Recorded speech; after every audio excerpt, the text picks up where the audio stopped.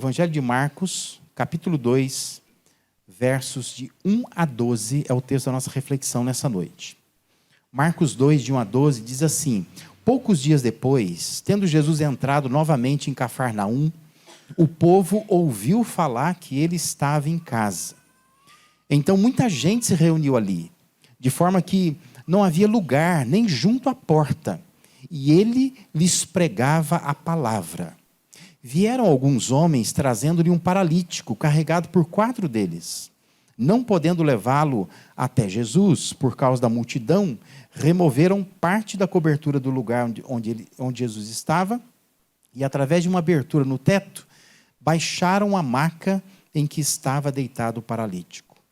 Vendo a fé que eles tinham, Jesus disse ao paralítico: filho, os seus pecados estão perdoados. Estavam sentados ali alguns mestres da lei, raciocinando em seu íntimo: por que esse homem fala assim? Está blasfemando. Quem pode perdoar pecados a não ser somente Deus? Jesus percebeu logo em seu espírito que era isso que eles estavam pensando e lhes disse: por que vocês estão remoendo essas coisas em seus corações? Que é mais fácil dizer ao paralítico: os seus pecados estão perdoados? Ou levante-se, pegue a sua maca e ande. Mas para que vocês saibam que o Filho do Homem tem na terra autoridade para perdoar pecados, disse ao paralítico: eu lhe digo, levante-se, pegue a sua maca e vá para a sua casa. Ele se levantou, pegou a maca e saiu à vista de todos. Estes ficaram atônitos e glorificaram a Deus, dizendo: nunca vimos nada igual. Amém? Essa história intrigante, ela evidencia que a presença de Jesus sempre atraía grandes multidões, e aqui não é diferente.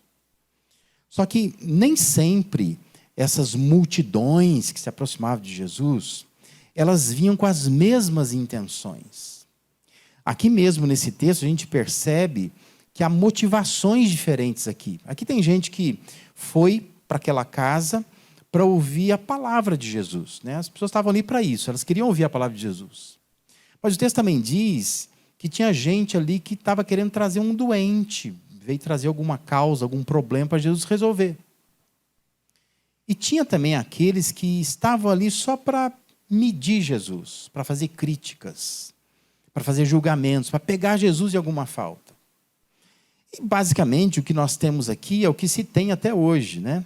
As pessoas, elas vão à igreja por essas motivações. Alguns vão legitimamente para ouvir a palavra. Outros vão porque tem problema. E alguns vão só quando tem problema. E quando o problema se resolve, some. E há daqueles que vêm só para julgar, para fazer crítica, para ficar medindo as coisas, né? Para poder depois dizer assim: não, eu já fui na igreja, eu conheço como que achar algum defeito na igreja. E nesse emaranhado de intenções, a gente pode tirar algumas lições de uma história como essa aqui. Os registros bíblicos, eles parecem se mover do simples para o complexo. Quando você começa a ler a Bíblia, lá em Gênesis, parece tudo muito simples. Porque assim, o Gênesis começa como? Dizendo que um Deus, Senhor de todas as coisas, soberano, ele cria o mundo do seu jeito, faz um mundo maravilhoso, faz um jardim dentro desse mundo maravilhoso, cria um homem e uma mulher, coloca esse homem e essa mulher dentro desse jardim, e aí então a vida é perfeita. Bonito, simples. Vida simples. Eles podiam comer todos os frutos do jardim, mas Deus falou assim: tem uma árvore ali que eu não quero que vocês comam. E era simples de entender. Só que, de repente, a liberdade que Deus deu ao ser humano fez com que ele desobedecesse a Deus e fosse e comesse justamente o que Deus disse que não era para comer. E aí então começa a complicar tudo. O relacionamento simples entre Deus e o ser humano, que é descrito em Gênesis como na viração do dia, Deus vinha conversar com o ser humano, conversava com o homem, com a mulher, tirava um tempo com eles, dá lugar a uma coisa complexa, porque agora Deus tem que ficar caçando esse homem que fica se escondendo atrás de algumas coisas, esse homem que está fugindo de Deus e quer esconder coisas de Deus. Então, o simples vai se tornando complexo. Talvez o Salomão, quando ele escreve Eclesiastes, tem um versículo lá, Eclesiastes capítulo 7, versículo 29, que conforme a tradução da nova tradução da linguagem de hoje, eu acho que resume muito bem esse movimento, né, do simples para o complexo. Quando lá Salomão diz assim, Deus nos fez simples e direitos, mas nós complicamos tudo. Dependendo da versão que você tem, vai dizer que Deus fez o homem justo, reto, mas ele se meteu em muitas astúcias. Esse é um movimento bíblico. Deus simples, fez tudo de forma simples, que é um relacionamento simples com o ser humano, mas o ser humano, por causa do pecado, entrando no mundo, ele vai complicando tudo, né? Vai ficando tudo muito complexo, muito difícil. E essa história registrada aqui em Marcos 2, de 1 a 12, que também está em Mateus capítulo 9, Lucas capítulo 5, ela é uma história bem simples. Jesus estava em Cafarnaum. Cafarnaum parece que era uma base de Jesus. Ele morou por ali em algum tempo. Ele ia e vinha, né, para Cafarnaum.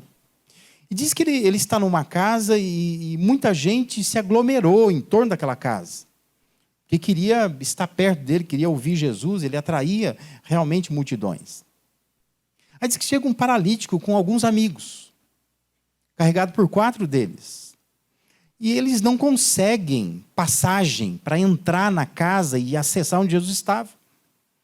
E então diz que eles têm uma ideia, eles sobem no telhado, de alguma forma eles conseguem fazer uma abertura naquele telhado, e eles conseguem então baixar o paralítico ali, e o texto diz que Jesus admira a fé deles, perdoa os pecados e acaba curando aquele paralítico. Embora essa trama toda, né, nessa história de Marcos 2, de 1 a 12, apresente os mestres da lei, né, os escribas que estão querendo complicar tudo, porque eles estão ali para complicar. A coisa é muito simples, né? Pessoas vêm precisando, Jesus identifica a fé, perdoa pecados, cura, tudo muito simples. Mas estão ali os escribas querendo complicar. Apesar dessa complicação, a passagem ela vai ressaltar alguns elementos de um cristianismo simples. E é esse cristianismo que a gente precisa resgatar. Nós temos falado sobre isso aqui na igreja esses últimos meses, né? Falando sobre o cristianismo, o movimento cristão, entender o que é, como que ele foi implantado, como que ele deveria ser gerido, praticado, e nós precisamos resgatar algumas coisas. E hoje eu quero que você pense comigo em alguns elementos que estão nessa passagem de um cristianismo simples. Se a gente se fixar nessa simplicidade, nós estamos nos mantendo nos trilhos que Jesus imaginou, traçou para o movimento cristão. O primeiro elemento muito simples que tem no texto é o reconhecimento da fé. É de se impressionar o empenho, a bravura que esses homens eles demonstram pegando o amigo paralítico e se arriscando por um telhado, né? Nos dias de hoje, se a gente visse uma cena como essa, a gente ia dizer assim, é arriscado, é perigoso, a situação pode ficar pior, não é? O sujeito pode ser paralítico, pode terminar morto.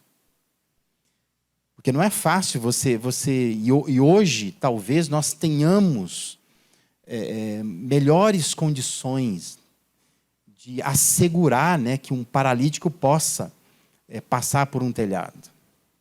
Mas naquela época não tinha essa segurança toda. Versículo 4 diz que eles não podendo levá-lo até Jesus, por causa da multidão, diz que eles removem parte da cobertura do lugar onde estava Jesus, e através de uma abertura eles baixam a maca daquele homem, né, onde ele estava deitado. Na verdade, eu não sei se a insistência estava mais no paralítico ou nos 4 amigos. Quem que era o mais perseverante, o mais teimoso ali, né, para ter uma ideia dessa.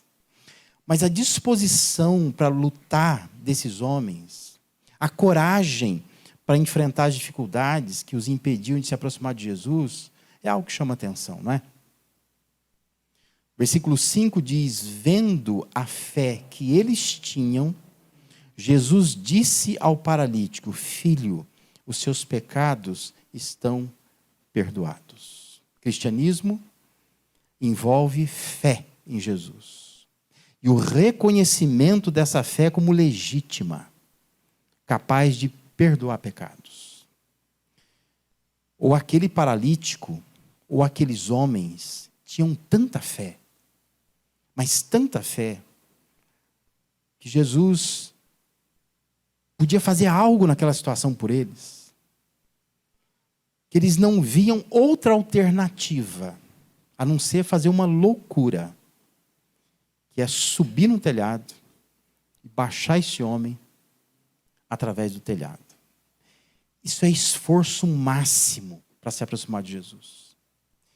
E o episódio relata que Jesus reconheceu essa fé. Percebe? O texto diz que Jesus vendo essa fé. A fé que Jesus vê não é uma fé confessional, não é uma declaração. A fé que Jesus vê se materializa no esforço, no empenho, na dedicação, na perseverança, no enfrentar todas as barreiras que fossem surgindo pelo caminho. Talvez muitos de nós não iríamos fazer isso. A gente ia chegar lá, felizmente, estava muito cheio, né? Ia voltar para casa. Mas eles se esforçam. E essa é a simplicidade do cristianismo. Se você demonstrar uma fé consistente, como a descrita aqui, Jesus vai reconhecer. Ele vai reconhecer. Porque você há de concordar comigo que eles podiam tornar a dificuldade a sua desculpa para o resto da vida. E aqui tem boas desculpas, não tem? Eles podiam ir embora dizendo assim, nossa, ainda bem que a gente nem conseguiu falar com Jesus. Porque esse movimento aí que está nascendo não é para nós, não. Nem para dar passagem. Gente, é um paralítico numa maca. Dá passagem, não é? Dá prioridade. Eles podiam ir para casa pensando assim, olha, está aí um negócio que não vale a pena seguir. Que é um pessoal mal educado. O pessoal não deu passagem para o paralítico. Eles podiam voltar para casa pensando assim, desorganizado esse negócio. Muito desorganizado. Porque se Jesus quer ensinar e quer abençoar pessoas, ele tinha que organizar esse negócio melhor. Tinha que ter os discípulos dele, com um coletezinho, né? Identificados, acolhendo as pessoas, fazendo uma triagem de necessidades. Ora, chegou um paralítico, dá licença, dá licença, dá licença, precisamos fazer o paralítico chegar até ele. Eles podiam passar o resto da vida dizendo assim, olha, por que eu não vou na igreja? Por que eu não sigo a Jesus? Porque é um negócio desorganizado.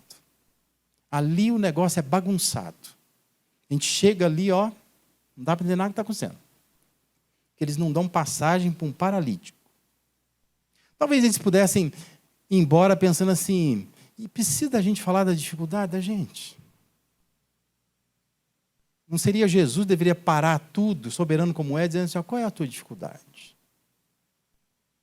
Ou perguntar, né? Quem está com uma dificuldade hoje aqui? Precisa de cura. A gente tem que subir no telhado para fazer isso? Não, imagina, vamos embora. Olha para mim e entenda uma coisa. Jesus sabe reconhecer uma fé verdadeira. Porque fé verdadeira é fé de gente grande. É gente assim que não fica dando desculpa. É gente que se esforça, que se empenha, que não fica achando, né, alguma coisa para dizer assim, ó, tá vendo? Por isso que eu não vou lá. A gente encontra um monte de gente assim hoje. Essa região aqui, essa cidade, para onde você vai, você conversa com o farmacêutico, você conversa com o carro do supermercado, você vai no açougueiro, você vai numa clínica médica, conversa com a menina que está atendendo lá. Praticamente todo mundo já foi de alguma igreja. Já foi. Conhece. E tem uma boa desculpa para não ir na igreja. É uma decepção, é uma chateação, é um aborrecimento, é um negócio que é desorganizado. Só que presta atenção numa coisa. Isso aí, a mim talvez convença, né? Eu posso ficar com dó, com compaixão. Mas isso diante de Jesus não vale nada. Porque Jesus sabe reconhecer o que é uma fé verdadeira. Então não adianta a gente chegar com desculpas. Ah, Deus me entende. Ah, Deus vê o coração, né? Que é a grande frase que se diz hoje. Jesus sabe reconhecer uma fé verdadeira. O texto diz que o que esses homens fizeram, Jesus olhou, vendo a fé deles, diz: os seus pecados são perdoados. Jesus reconheceu. Esse é um tipo de fé legítima, verdadeira. É a fé que se empenha. Não é a fé que fica escondida atrás de desculpas, vendo as dificuldades, arrumando, né, culpados. Mas é a fé esforçada, empenhada. Não sei de quem que foi a ideia. Mas alguém deve ter dito assim: acho que dá para subir no telhado ali. Loucura.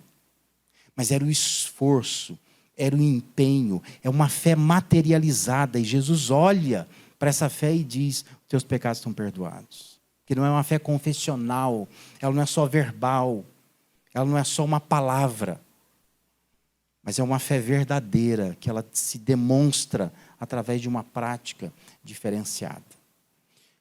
Isso é o cristianismo simples, é o evangelho simples.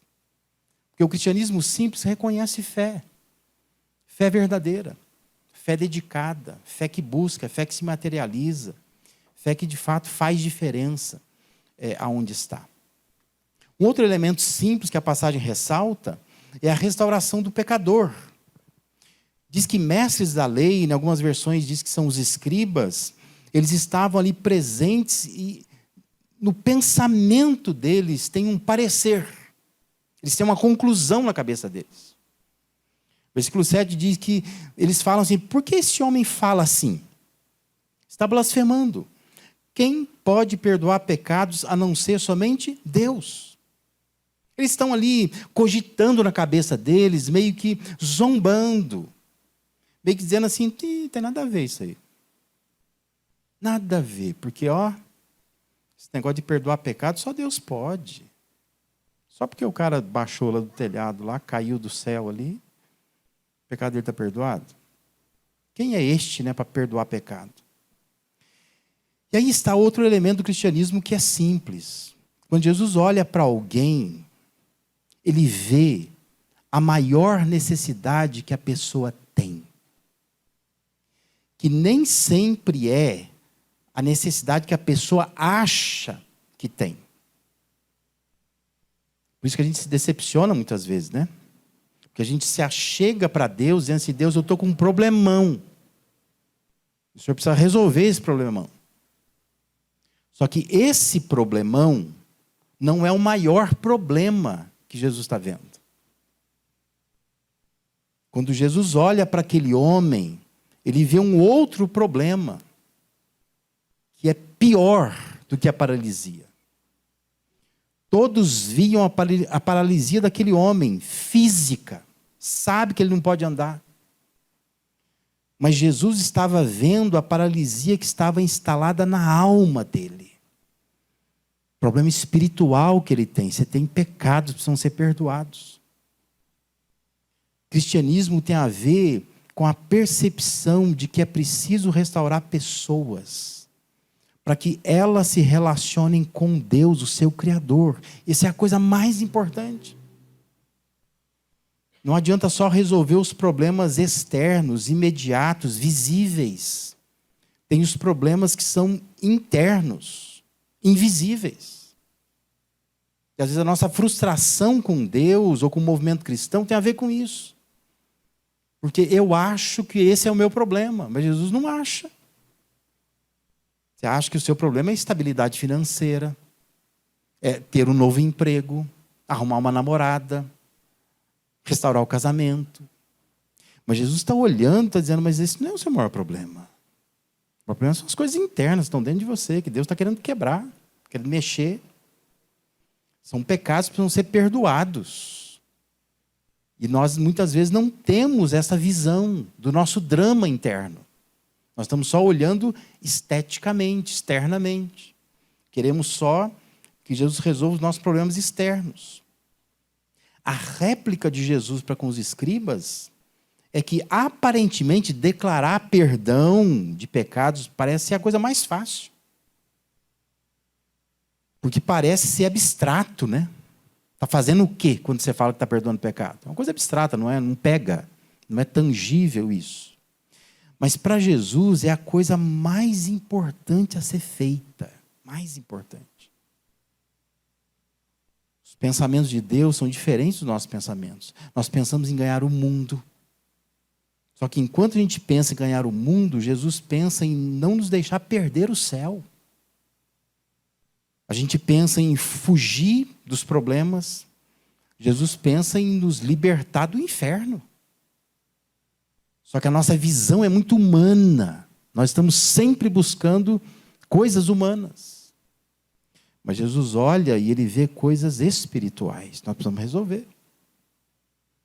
Entenda isso, meu irmão, minha irmã. Às vezes, você quer a solução do problema que só você está vendo. Enquanto Deus quer solucionar o problema que só Ele também está vendo. Você não está vendo. Você está fixo numa coisa.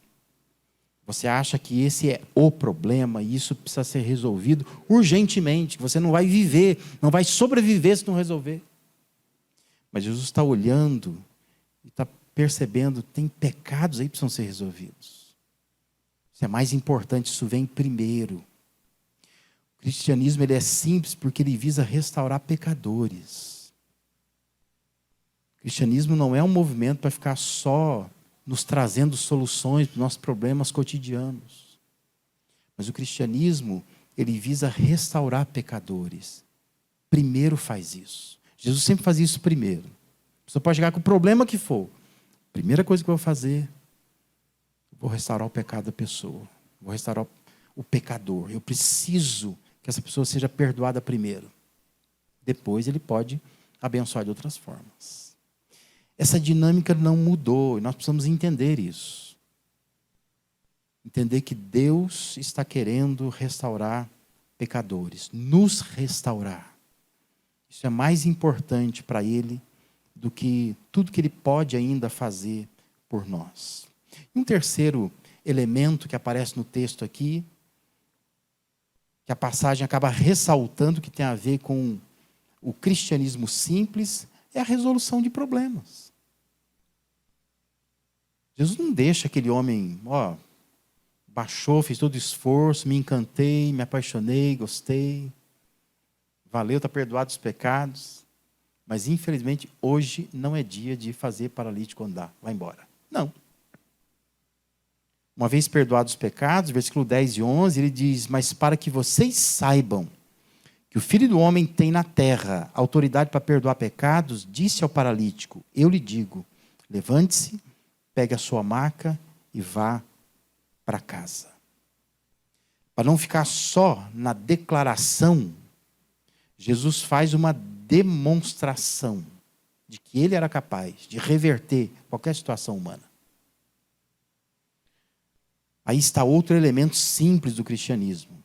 A vida muda em vários sentidos.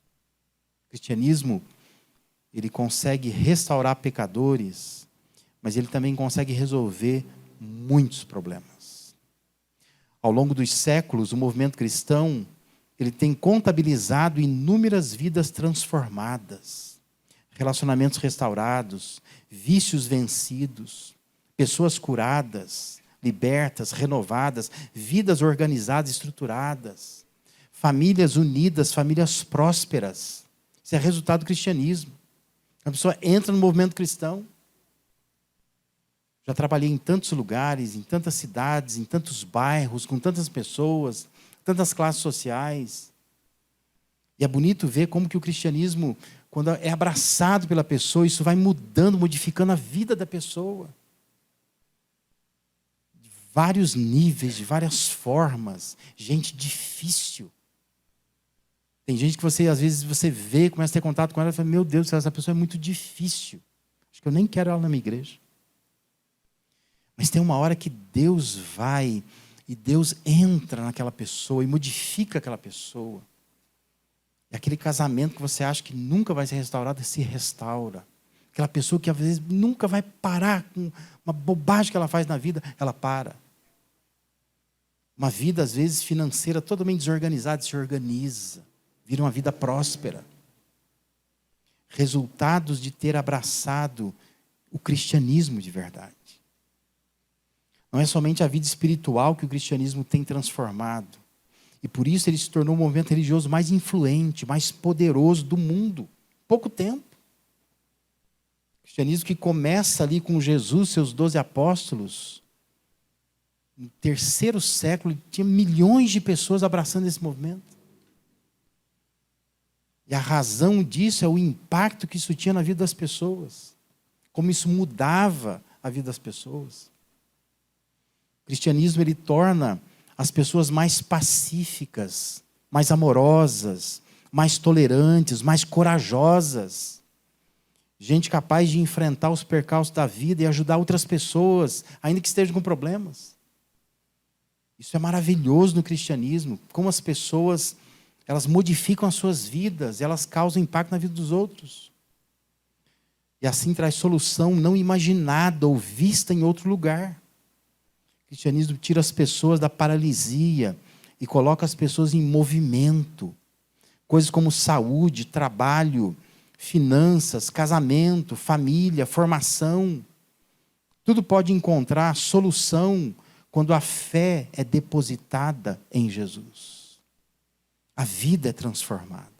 Problemas são resolvidos. Da mesma forma como Jesus viu a fé materializada nas ações persistentes daqueles homens, a resposta divina também se materializa num ato miraculoso de tirar aquele homem da paralisia e fazê-lo andar. E o cristianismo, ele é simples porque ele faz isso. Faz isso. Ele consegue resolver os nossos problemas. Quantas pessoas você deve conhecer que são pessoas que tinham um problema que você olhava, isso é insolúvel.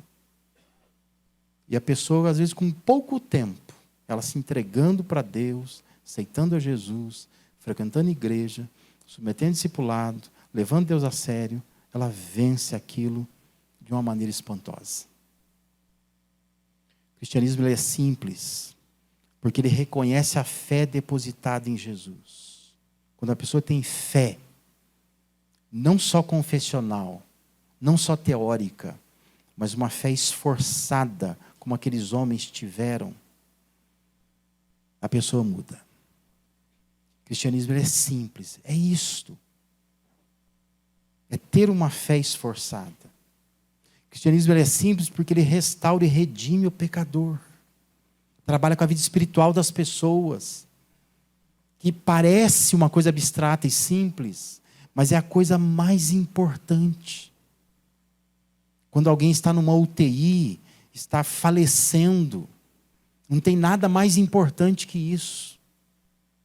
Ali para ela, não adianta saber se ela vai trocar de carro, se ela vai comprar uma casa nova, se ela vai ter um emprego melhor, se as dívidas serão pagas. Ali para ela só importa uma coisa: eu vou para o céu. Quando a vida se apagar, eu vou para o céu.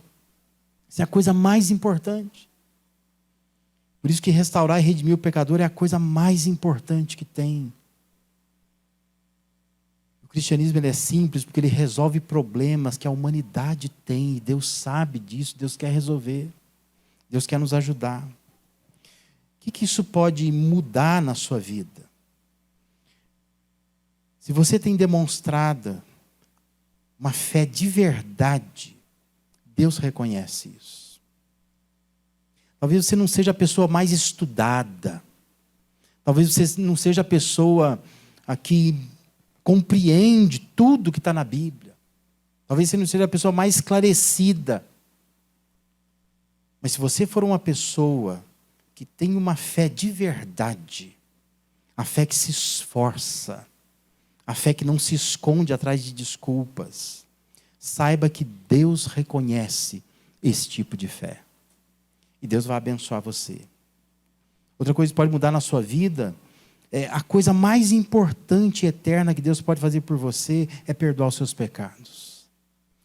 Por isso, peça perdão para Ele todos os dias. Valorize isso. Porque às vezes a gente começa a contabilizar o que está acontecendo na nossa vida. Então você contabiliza, queria mudar de vida, não mudei. Meu casamento não está bom. Você vai elencando as coisas, você só vê problema. Mas se você tiver todos os problemas, sem solução, mas se você tiver o sentimento que o meu pecado foi perdoado, e se eu cair hoje morto, eu vou para o céu, você tem a coisa mais preciosa que você pode conquistar nessa vida, que é a salvação eterna. Valoriza isto, valoriza. Nós estamos num tempo de valorização do material, daquilo que não é espiritual, mas valoriza o fato que você tem um Deus que perdoa os seus pecados. Isso é uma coisa muito importante, porque são esses pecados que te enfiam dentro do inferno, e Deus não quer isso. Por isso que você se sente perdoado, valorize isso. E confie e descanse que Deus pode resolver problemas que na sua ótica eles são insolúveis, são intermináveis. Eu sei que talvez agora nós já estamos aí novembro. Você está olhando para o céu dizendo, meu Deus, não é possível que vai terminar mais esse ano. E os problemas vão continuar, não vai resolver. E bate um desânimo dentro de você. Você começa a se fixar nessas coisas, pensando assim, eu vou desanimar porque parece que nada muda. Confia, descansa de que Deus pode resolver os seus problemas. Ele pode. Mas é preciso confiar, é preciso descansar nele. O texto termina com uma reação que também deveríamos provocar. O texto termina assim no versículo 12. Glorificaram, quem estava ali presente, diz que glorificaram a Deus, dizendo, nunca vimos nada igual.